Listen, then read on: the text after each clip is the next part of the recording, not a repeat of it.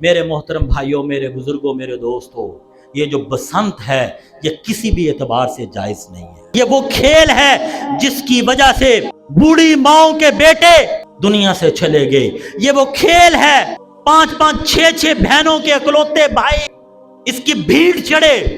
یہ وہ کھیل ہے جس کی وجہ سے جوان عورتیں بیوہ ہوئیں، جس کی وجہ سے معصوم بچے یتیم ہوئے۔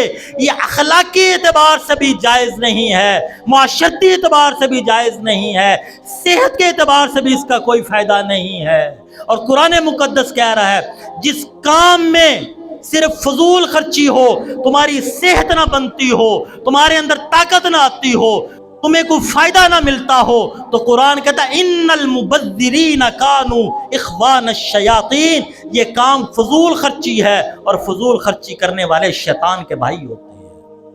اور اگر اس کو مذہبی اعتبار سے دیکھا جائے، یہ تو اخباروں میں چھپا ہے، رسالوں میں چھپا ہے، یہ کوئی نئی بات نہیں ہے۔ یہ بسنت کیسے شروع ہوئی؟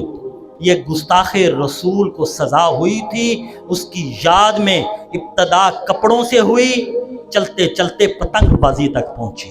رنگا رنگ کپڑوں سے ہوئی تھی اور عروج کہاں پہ ملا، انتہا کا ہوئی، یہ پتنگ بازی پر ہوئی۔ یہ گستاخ رسول کی یاد ہے، اس سے زیادہ اس کا اور کوئی پس منظر نہیں ہے۔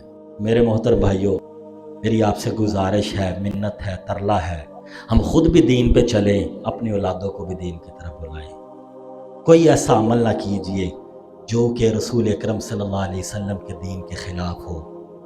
آپ سارے ارادہ فرمائیے، نیت کیجئے، ہم آئندہ سے اپنی زندگی رسول اکرم صلی اللہ علیہ وسلم کی مبارک زندگی کو دیکھ کر زندگی گزاریں گے۔